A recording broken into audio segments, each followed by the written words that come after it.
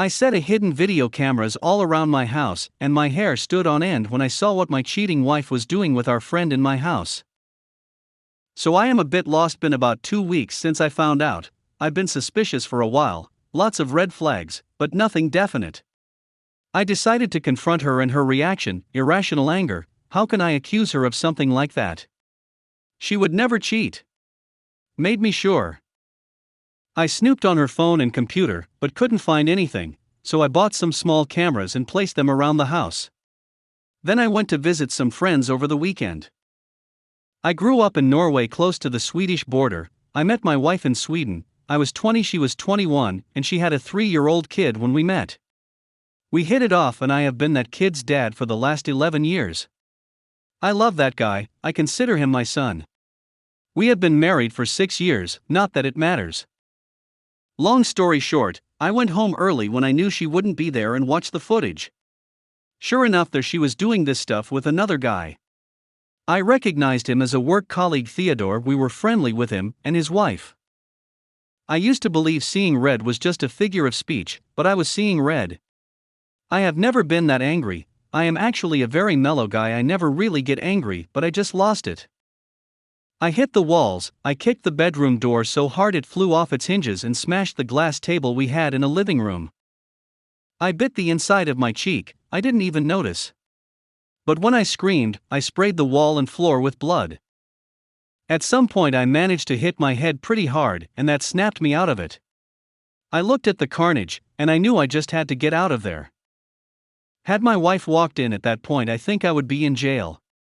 In the best case scenario for domestic offense. I quickly packed a suitcase with essentials and my laptop.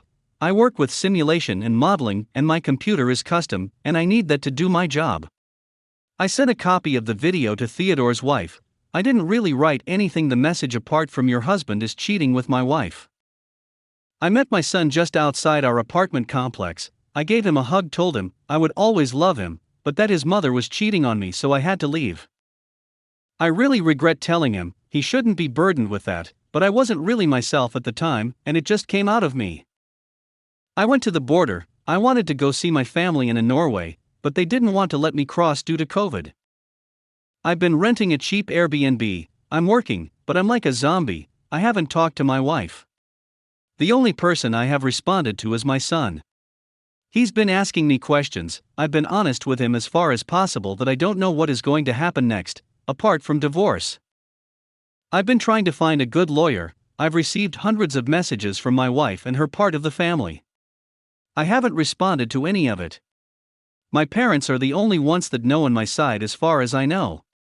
I don't want to talk to my friends because they are friends with my wife as well, so I don't really have good support at the moment.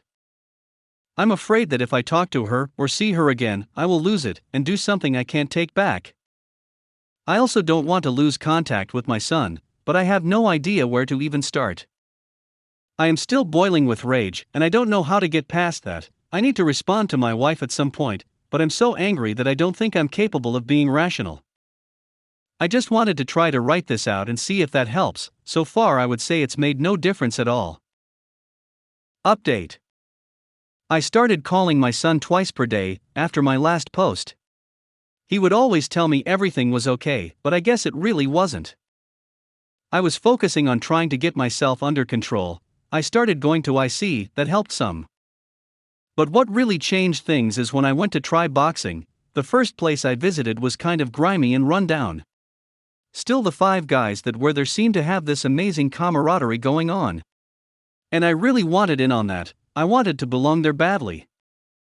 They all told me I had to talk to the old man. He was the owner of the place. Apparently he decided who could join or not. They all had a lot of respect for him, so I was kind of apprehensive. Let's just say that the old man has an abrasive personality. To begin with, he just listened, but once he started talking, I was quickly getting more and more agitated. There wasn't anything I can really put my finger on. Everything he said was true, and maybe that's what angered me, or maybe it was the tone. Like every question or sentence was an accusation of sorts. The old man made me feel like I was not good enough to become a member of his club, and I suddenly found myself in a position of arguing with him for him to let me prove that I was worthy. I still haven't figured out if he is just an a-hole or some kind of genius. That said, the old man has really affected my life in a very positive way, even though he is very uncomfortable to be around. I am starting to see why people have such respect and admiration for him. The old man has helped me understand why I was so angry, and how to think more clearly moving forward. It's a story in itself, but this is already getting long, so back to the main issue. A few days after my post, about 20 minutes after I had talked to my son, he called me back. He was crying and he apologized for lying to me. He lied when he said everything was okay at home. He went on to tell me that my wife was just sitting in front of the TV, staring at it even if he turned it off. He didn't have any food to eat, the house smells, and the only thing he had eaten in the last 2 days was some sandwiches a friend's mother had made for him when he visited. Of course, I immediately rushed home. I could smell the rotten garbage in the hallway even before I got in the door. The house was an absolute filthy mess. It clearly hadn't been cleaned since I left almost a month ago. The floor were covered in crumpled up sheets of paper, overflowing dirty dishes in the sink. Broken glass on the floor. Rotten garbage smell, absolutely disgusting.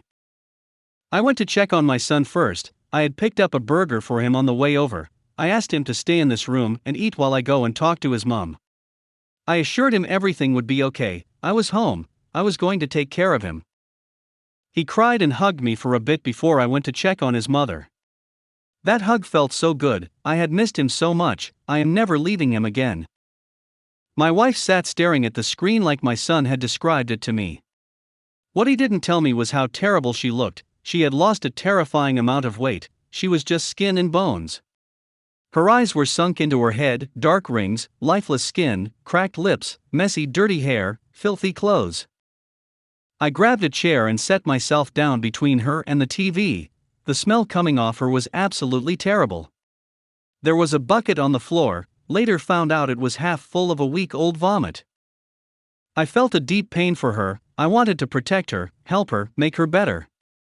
For a while I completely forgot what she had done. Seeing her like this was really painful for me. I guess in some ways I still love and care for her, despite what she has done. That fact kind of terrifies me. Something is wrong with me too, I think. I didn't know what to say to her, to be honest. She was clearly not all there. She actually asked me if I was real. When I said yes, she broke down crying in a way I've never seen anyone cry before. Her crying, or wailing is probably a better word, was so loud it sort of startled me. Without warning, mid-scream she either fell asleep or passed out.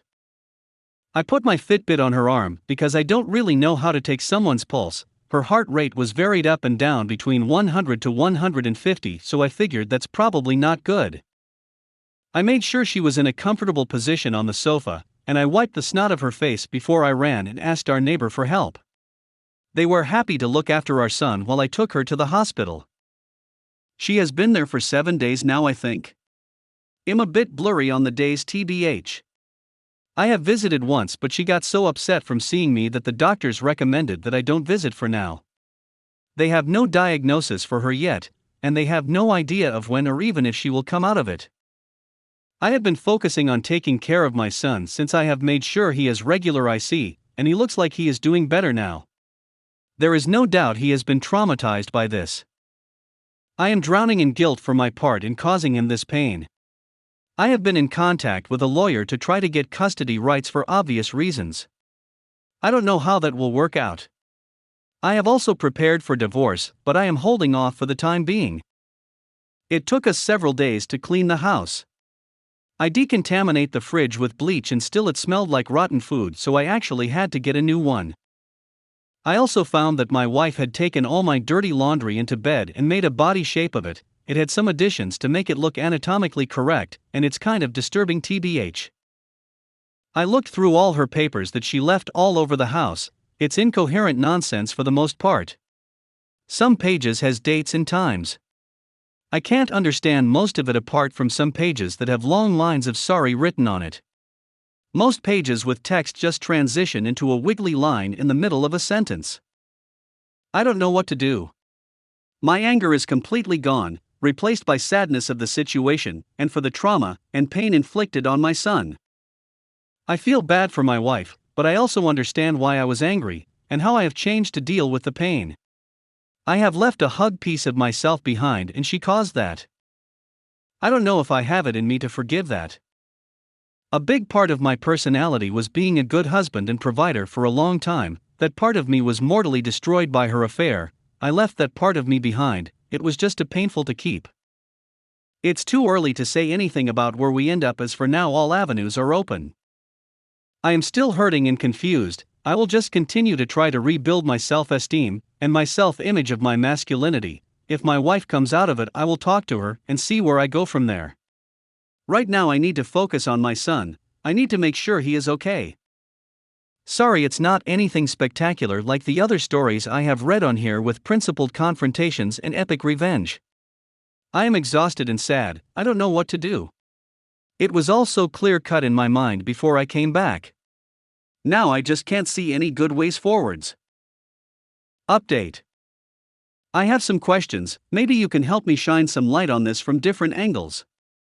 If you're going to post in comments just divorce to be, don't bother, I will simply ignore you. I know that in the end whatever happens is my choice, so I will choose what is right for me and my family, whatever I decide that to be in the future. I haven't been sleeping much and I am a bit dazed, so if I ramble a bit please bear with me. I really appreciate all the different perspectives you give. It really helps me think things through. The wife is still in the hospital. She is refusing to allow anyone to see her apart from her mother.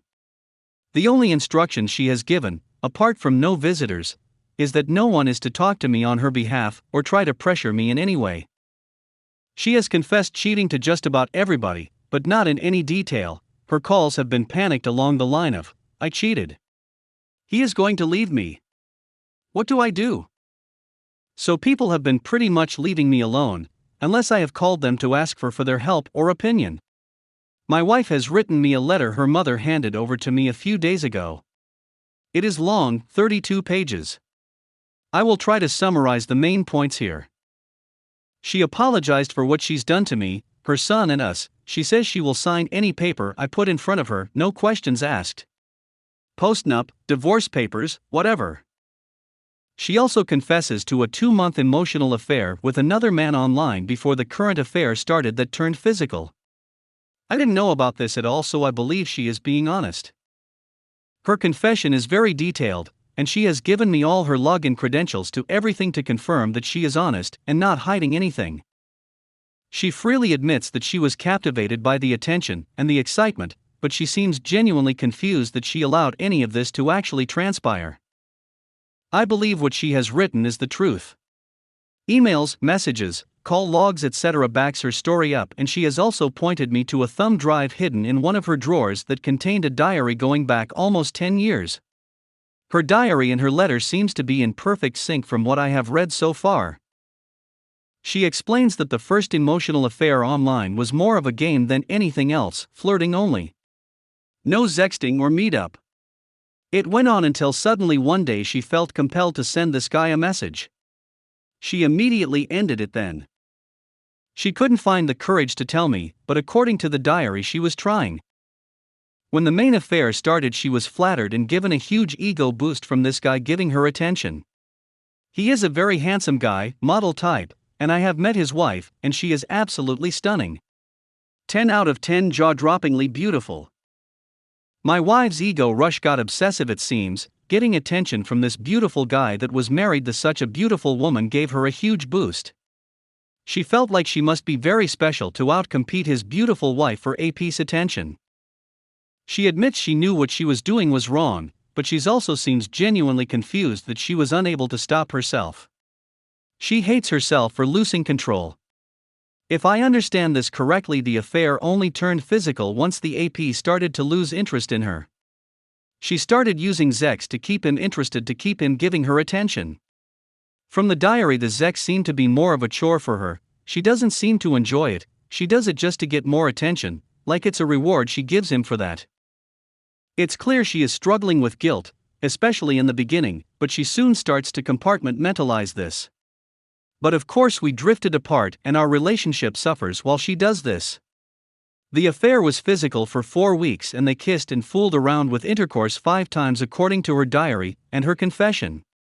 This is backed up with her location data and credit card bills for hotels, etc. Update. Her letter concludes with the following. I don't know who the person was that had the affair, or at least I don't recognize myself doing it. I don't understand how I could so easily abandon my beliefs and my morals and hurt the people in my life that I love more than anything. I don't know why I wasn't able to stop myself. I will not insult you by asking you to understand or forgive me, because I don't deserve understanding or forgiveness. My only hope is that I can be helpful in some way to help you and our son heal. I will do anything you ask of me, without question. I will do anything if you think it might help in any way, no matter how big or small. I will live with my mother once I am released from here. I will stay away unless you ask for me. I don't want to remind you with my presence of the pain I have caused both of you. I don't have the words to tell you how sorry I am for what I did, and my greatest wish is that you heal and find someone worthy of your love that you can be happy with. I pray I haven't permanently destroyed your ability to trust and love someone deserving in the future. I will not be with anyone else because I'm clearly not safe to be with. I will seek therapy to try to find, and perhaps one day cure, what is wrong with me, but as of today, I don't really know who I am or why I couldn't stop myself from doing these things.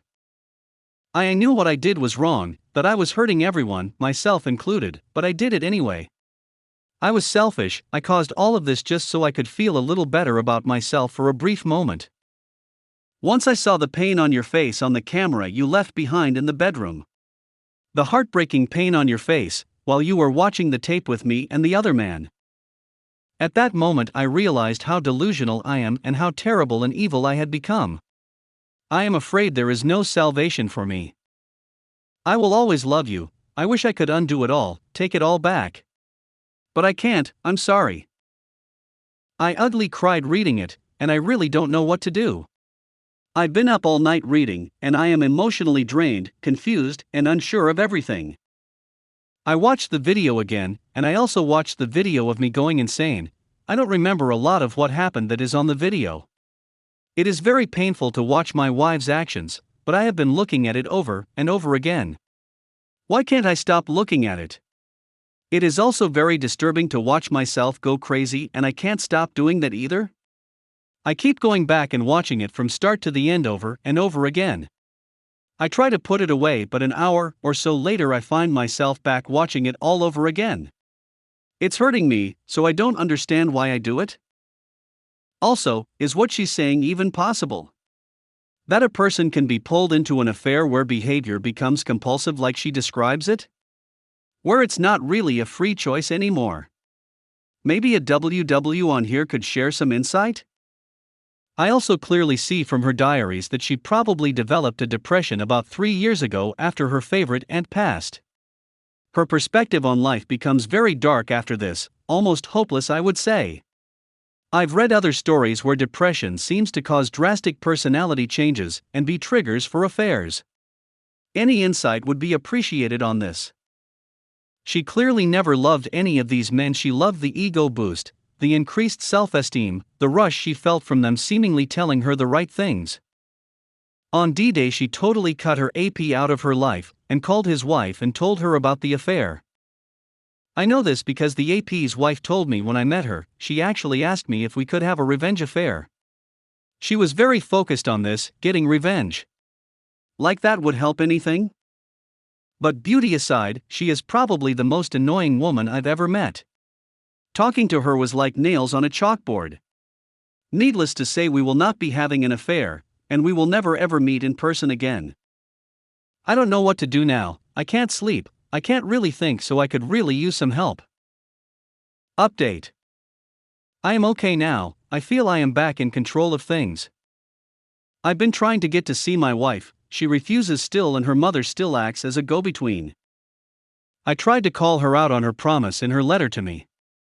That she would do anything if I thought it would help in any way. So her mother relayed the message that I believed us talking would help. I also asked her to see her doctor together to try to help me understand. The doctor will not tell me anything without her present. I will try to be patient. In summary, I have been diagnosed with PTSD, and my wife has been diagnosed with persistent depression and some bipolar disorder. She has a chemical imbalance in her brain, and they are trying out different medications for her. Many of you were right, her condition made her vulnerable. Her AP has been cheating consistently on his wife for their entire relationship with multiple women in parallel most of the time. They are divorcing. The AP has been beaten up a bit, not badly from what I have heard. AP's wife called the husbands of most of the women he has had affairs with. I have a friend staying with me most days, he keeps me focused. And I am going camping with my son this weekend. I was trying to confirm if the descriptions in her diary were correct, that she considered the sex as a chore. And watching her disconnected behavior and facial expressions in the video, she is basically just waiting for it to be over. I have not decided what to do, but I have deleted the video of her and of me going crazy.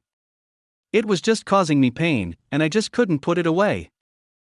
One part of me is screaming at me to just walk away, to run and find someone else. What if she cheats again? How can I trust her? Can I get rid of the movie running on a loop in my mind? Will I divorce her in X years because I can't get past this? Etc. I struggle a lot with these types of questions. But divorce would definitely mean that I lose some daily contact with my son, and there is no doubt that he needs me, at least for now. He is terrified of being abandoned, not that strange considering recent events. I think if I leave his mother now, it would make things worse for him. If I can leave her like she is now, what's preventing me from leaving him? He will probably look at it like that. The two of us have started going to the boxing gym together, and we are bonded stronger than ever. Being there for my son is giving me tremendous strength and motivation to face this with an open mind. He is leaning heavily on me at the moment, so even if I decided to divorce, I'm not sure if I could actually go through with it in the short term. He has begged me not to leave him again. The 2 weeks I was away was very traumatizing for him, and I'm not exposing him to that again. There is no telling how long it will take for his mother to stabilize enough to be a good parent for him again. If I divorce now, maybe she'd never recover? Even if I divorce her, I will still have the pain, I will still have the scars. I will bring that into any new relationship. I think that would greatly reduce the chances of such relationships being successful. Isn't it just as well that I am with her while I try to heal? At least she will know why I am acting like this and understand why I am struggling. If I leave her, what is really waiting for me out there? Single women my age seem to be either divorced for good reasons, or they are so ravaged by baby rabies they will desperately go for anyone. They are not really considering if the person they choose is a good long-time partner for them. They seem very willing to play a role, just to get into a relationship. That cannot last long-term, I think. It seems to me there is a high risk of a string of relationships that are doomed to begin with because one party is desperate, and I am broken. Dating strangers and random hookups doesn't really appeal to me. Also, how long would it take me to find someone that understands me as well as my wife? She is the only person in my entire life that I felt she actually really gets me, and it took a long time to get to that point. Isn't that something I could use in my own healing? Would I ever be able to find someone again that could do that? How long would that take? There is no guarantee that a new partner wouldn't cheat as well. Given the circumstances, I actually think that the odds of my wife cheating again are lower than a new partner. My son also needs his mother, and she needs to heal before she can step back into that role. Will she heal faster and better if I divorce her? Or will she heal better if we try to reconcile? I don't ducking know. It's driving me nuts. How can I know she is safe to be around for my son if I'm not there with them? When it comes to my own healing, would I be better off alone? Or with her? Based upon what I have learned here, it seems those that choose the jump to divorce don't heal very well. It looks like the best outcome as far as healing is concerned is when the wayward actively contributes to the healing over a 3 to 5 year time period minimum. I don't know if she is even capable of that at the moment, tbh. So here I am terribly conflicted, I have a million questions in my head and basically zero answers. I still struggle with the two extremes: reconciliation or divorce, and everything in between. I can't deny that I still love my wife. It turns out my bond to her isn't that easily broken. I really don't want to love her. The prideful side of me wants me to hate her. But I just can't lie to myself, I still love her deeply. And even though I fantasized about her getting hurt as badly as me the first few weeks, I don't want to hurt her or anyone. It wouldn't help me at all. Either way, I see long painful road ahead of us. I hope I have the strength to stay the course and be patient enough to make sure I make the right choices for my family and me. The only thing I have been able to decide is that if I land on offering our, it will not just be given, I will need to see some effort. I will not offer her until I am absolutely sure we are two people 100% committed to that path. Also, if we do, or she will basically be a prisoner on probation.